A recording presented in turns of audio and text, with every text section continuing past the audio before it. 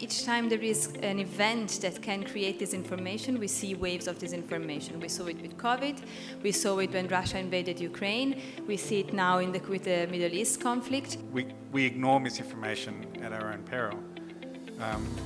When people encounter conflicting pieces of information, facts and myths, and they can't resolve that conflict, the risk is that people just disengage and they believe neither. So what we need to do is equip people with the tools to resolve that conflict between facts and misinformation. It's definitely very important to talk about that because, as we often say, if the citizens understand how it works, they can also get protected from disinformation. And to us, what is important is indeed, given that when you deal with disinformation, you still have to respect fundamental rights, including freedom of expression. It's very important to make sure that society can be resilient, that we actually create an atmosphere where disinformation is not creating harm anymore, because if you want, we are vaccinated against that. One of the challenges with social media is that misinformation spreads faster than accurate information. Misinformation, because it's not bound by the truth, can be more surprising or exotic, exciting, shocking, or evoke an emotional response, and that causes people to be more likely to share it. So misinformation spreads quicker, it spreads further, than accurate information does. I am proud and honored to introduce you our hosts, our speakers today. Paola Gori she's from the European University Institute and is the coordinator of the IDMO, the European Digital Media Observatory. And we also have as a speakers John Cook, Professor John Cook from the Melbourne Centre for Behavioural Change at University of Melbourne in Australia. And he is founder of Skeptical Science, which is the website that is a point of reference in the field of climate disinformation and misinformation. And John is also the creator of a website and a mobile application on disinformation, which is called Cranky Ankle. Thank you, John, and thank you, Paola, for being with us. I will start from Paola Gori. Why it is important to talk about disinformation nowadays? All right, can you hear me? Yeah. So thank you very much, Mauro, for this introduction, and thank you very much to all of you for joining. So I would say it's important to talk about disinformation because information is important. I mean, disinformation clearly impacts our democratic rights to make informed decisions, but also actions. And so it's definitely important to talk about that because it's in our rights to actually get the correct information when we look for it. Today we will talk about climate change, but as you may know, disinformation affects many other fields. Researchers in the past have tended to focus only on elections because, of course, we have a democratic right to vote, and so we have to get correct information. But actually, the pandemic showed how much actually disinformation affects other fields. Think of when we were indeed fighting against COVID, there was lots of disinformation around. Climate change is another example. We see a lot of disinformation related to migration, to LGBTQ+. So it's definitely very important to talk about that because, as we often say, if the citizens understand how it works, they can also get protected from disinformation. And to us, what is important is indeed, given that when you deal with disinformation, you still have to respect fundamental rights, including freedom of expression. It's very important to make sure that society can be resilient, that we actually create an atmosphere where disinformation is not creating harm anymore, because if you want, we are vaccinated against that.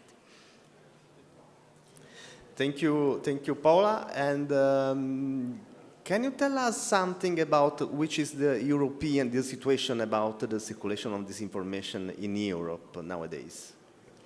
Well, we see quite a lot of disinformation, and each time there is an event that can create disinformation, we see waves of disinformation. We saw it with COVID, we saw it when Russia invaded Ukraine, we see it now with the Middle East conflict. We have, as EDMO, we have a network of fact-checkers and researchers and media literacy experts that are in all member states of the EU.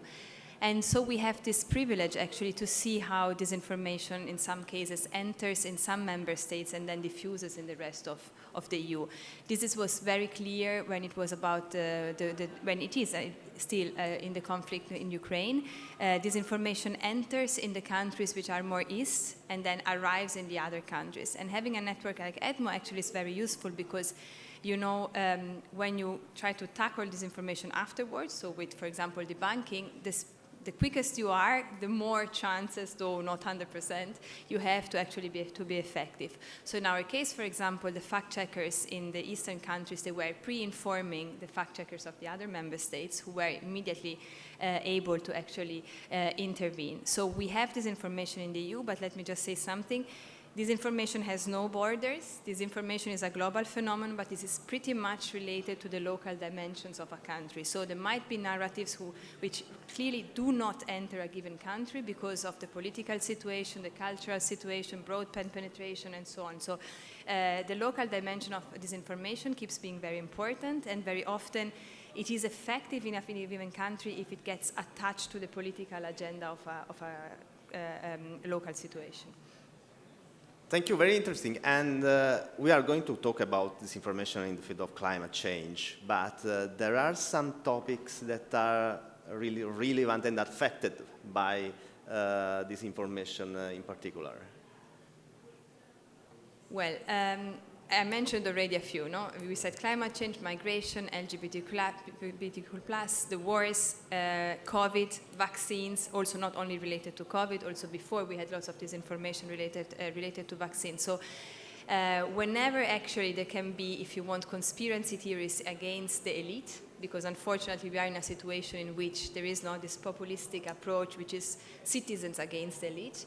Whenever there is a space actually for that, and it goes back to what you were saying, the trust in science, there is space, unfortunately, for disinformation. Then, of course, you can have disinformation on many other topics, but I would say these are the main ones. Okay, thank you very much, Paula. And talking about climate disinformation, John, you have a long career on studying this information, but also on studying the tools that we have in order to address, to recognize, and fight disinformation in some ways. So why it is important to talk about disinformation in the field of climate change? Yeah, so one of the reasons why it's important to address and study the topic of misinformation is because misinformation can cancel out our efforts to communicate accurate information. Even if we are doing a good job reaching the people that we want to reach and we are using well-designed communication, that can still be cancelled out by misinformation. So we ignore misinformation at our own peril. When people encounter conflicting pieces of information, facts and myths, and they can't resolve that conflict, the risk is that people just disengage and they believe neither. So what we need to do is equip people with the tools to resolve that conflict between facts and misinformation. And that's what my work is mostly focused on, developing the tools and then making these tools available to people, increasing their critical thinking, their resilience against misinformation, and their skills in spotting attempts to mislead. Thank you. We have now in the room some students, and maybe we can clarify to them and also to teachers maybe what we intend with the word critical thinking when we talk about disinformation and climate change. Yeah, so critical thinking is a very broad umbrella. It can talk about a lot of things: media literacy, assessing the quality of information sources. The work I do, the sliver of critical thinking that I work on is about teaching people to spot the misleading techniques used in science denial and misinformation. There's a whole range of techniques. I've documented them in climate change misinformation. When you look at vaccine misinformation, there's very strong overlap, and most of those same techniques are used there. And indeed, we see these same techniques across all topics. So when you learn a specific technique in a specific topic, that can actually build people's resilience, their ability to spot the same techniques across a range of topics. Thank you. And of course, talking about disinformation is also talking about media, no, and media coverage. Paola, there is a connection. I mean, I guess that when a specific fact that is interested by this information, when this topic or a fact become increasingly newsworthy, I think that there is an increase in disinformation, the circulation of disinformation. There is a correlation between newsworthies and how the media, which is the role of the media in disinformation circulation. All right. Of course, the media play a fundamental role when it's about information. They also create problems in some cases, in the sense that what I'm saying is that disinformation, unfortunately, is spread also on media. It's not that all media are safe from that. But clearly, quality journalism is one of the responses against disinformation. And as you rightly said, when some topic becomes such important that media cover it, and there is lots of coverage, there is more risk for disinformation. Maybe we can use climate change, but also COVID as an example, to show how much actually media and social media kind of clearly interact and also create the, if you want, the emotional space actually for spreading disinformation. When we were in lockdown, we got the information from media. We were checking on the social network if we could find additional information. We were all scared. We were fearing for our lives. We were quite irrational when sharing. And so, unfortunately, we were all kind of subjects that could potentially spread disinformation, because indeed emotions play a key role. And then we saw it also in the past, especially with climate change. There is this approach by media to have always balanced views. So if you invite someone from one position, you tend to invite someone from the other. And like years ago, we were seeing that with climate change experts. So we would have scientists clearly saying that there is a human cause behind climate change, and then other, I wouldn't call them experts, but other people invited to kind of with a counter argument. And that was, and it still is, and we saw it in Italy a lot with COVID, a peculiar situation, because while of course you have to guarantee pluralism, it's about an expertise and not having an expertise, in that case. So that also created a very strange situation in which you basically have an expert telling you something and then someone who is not an expert on that saying the opposite, creating confusion, unfortunately, in citizens. So it's really important when we talk about, and of course we have here an expert that has clear data on that, if there is almost 100% consensus in the scientific community that there is a human cause behind climate change, it's absurd to invite someone who is not an expert on that, you see? So it's really important. Media play a key role here in making sure that we have that we can make informed decisions. In the way they present the news, it could have a strong impact on our decision.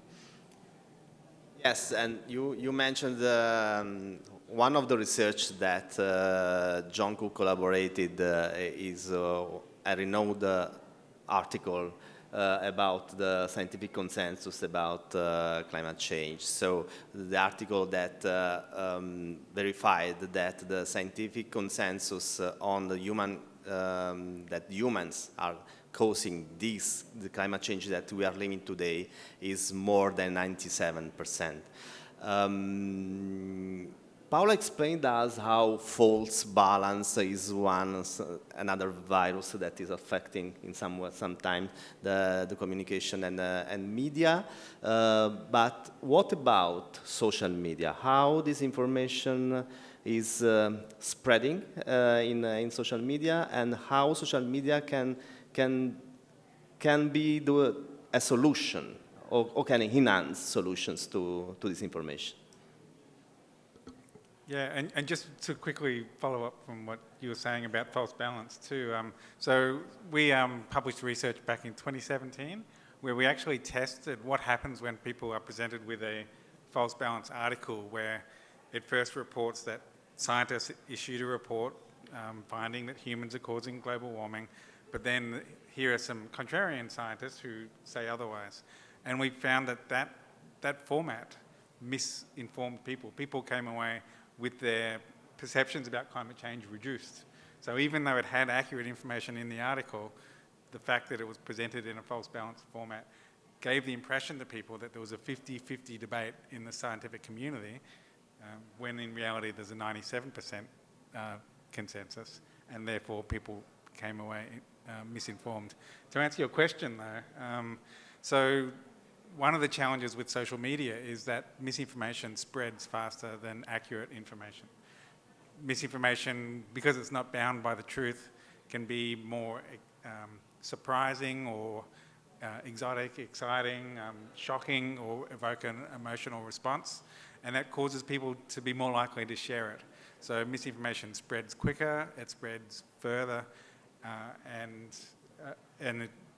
than accurate information does. So that's a big challenge for scientists, people communicating accurate information.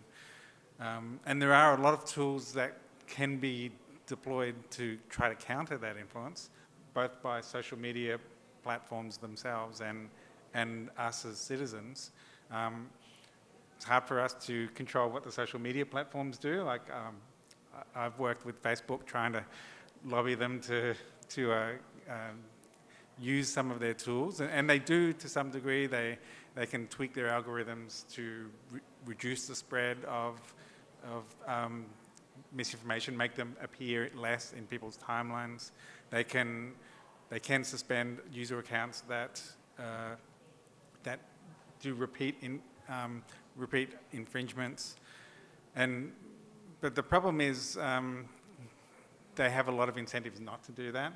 Like the fact that misinformation does spread quicker is good for their bottom line. Like their business model is based on clicks and likes and interaction. If misinformation is more interacted with, it's more profitable for the platforms. So I think that putting pressure on the platforms to do better is one way that we can encourage the social media platforms to do something about misinformation. But also, as citizens, what we researchers call observational correction, when people observe misinformation being corrected by their peers, that matters. That can make a difference, and it can disincentivize people from sharing misinformation. So when we see misinformation on social media platforms, we should call it out. We should point out when inaccurate information is being posted on platforms. Sure, please. Just wanted to insist on what you were saying, that unfortunately the algorithms are produced in a way that actually mis and disinformation continue to be shared. In the EU, the platforms adopted a code of practice on disinformation, and one of the pillars is demonetization, so trying to not monetize on content which spreads disinformation. And I think Google now has a policy that you cannot have Google ads on content that is spreading disinformation on climate change. So it's still small parts, but it's a way, as you were saying, to try working on also on that side. And it is interesting because it brings us to talk about technology. There is a lot of attention to artificial intelligence in the field of communication. There is a lot of visibility to some tools like ChatGPT, maybe the most famous. Paola, from your point of view, from your research, how do you see that artificial intelligence, machine learning, the technology in general, can help to detect, can help the analysis and the research on this information? So when we talk about AI, many people are kind of scared because you can, of course, AI can produce content that is disinformation. What I tend to say is that unfortunately for disinformers, they still use very old practices. Like I often bring this example to school, a picture of like a lot of garbage in a square, and then after they write like the aftermath of Greta Thunberg event or something. The picture is real, but it's actually a picture of a concert that took place or something. So it's so easy, unfortunately, to produce this information content that you don't need AI. But you definitely need AI and technology to detect it. For example, in this case, it's kind of, if you do a reverse research search with the image, you would clearly see that that image is actually not related to the event where Greta Thunberg was, but actually of a concert. Now, moving more to AI that you were mentioning, clearly AI can create challenges, but can also be used to solve issues. We have actually a lot of projects affiliated to Edmo that use AI to detect disinformation, and even the platforms are using the AI to detect disinformation. What we say is that you still need a human approach because we are talking about freedom of expression here. So if you give too much, if you want power to AI, the risk is that content is demoted or even deleted when it's illegal by machines. So you still have to have some control. But clearly AI can help. ChatGPT is a little different because it's on text. Disinformation usually spreads more with visuals, and that's why actually even the response to disinformation should be more with visuals than with text. We see, for example, many institutional sources that continue writing long web page. No one reads them. You should go with visuals because they stay in your mind. But clearly ChatGPT has a way of writing that looks like authoritative. So you think that what comes out from ChatGPT is like written by an authoritative source. But overall, to just recap, I say AI can be used to detect disinformation, and also can be used to actually as a tool to help in debunking. And just mention one example, we have a hub, because we have hubs in all member states, also in Italy, and we have a hub that actually has an AI tool that has, with the conflict in Ukraine, the journalists need to know basically the models of the tanks that attack. And this AI tool can immediately detect which tank attacked where, and so if it was a Russian tank or a Ukrainian tank. It's a very simple example to show how much actually AI can also help you, because many often fact checkers are not there, and they're not on the ground. For journalists, it's dangerous. So having such tools, just a very small example, can help. But clearly AI is also a challenge, because we saw it with the famous image of the Pope. I think everybody immediately spotted it was fake. But when Trump was arrested, and still not arrested, that image was quite impactful. So clearly there is also a challenge. Okay, thank you. And John, your most recent research, you are using a lot machine learning and artificial intelligence. Tell us more about how you are using them. Yeah, so firstly, my discipline is psychology. So I've been coming at the problem of misinformation from a psychological perspective, like what are well-designed interventions that can effectively counter misinformation.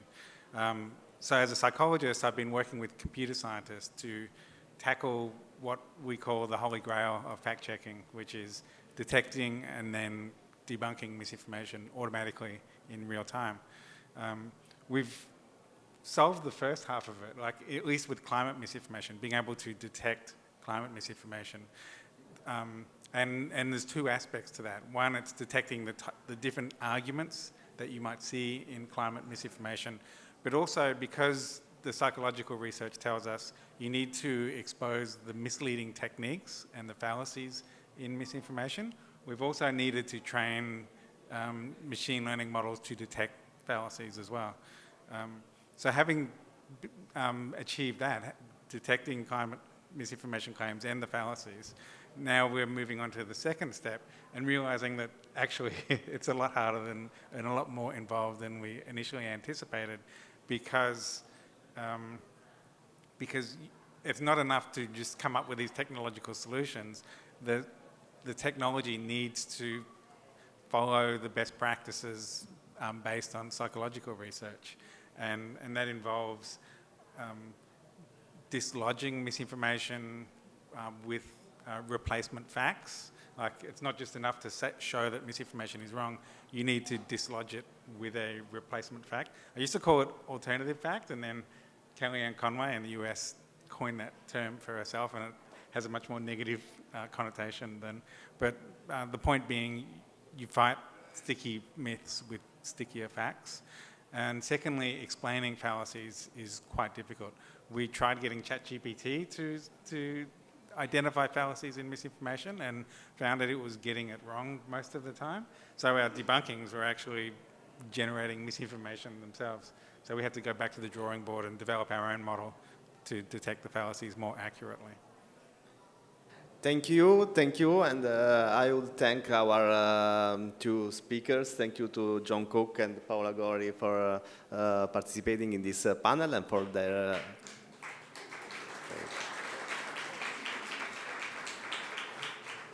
their ideas and thought.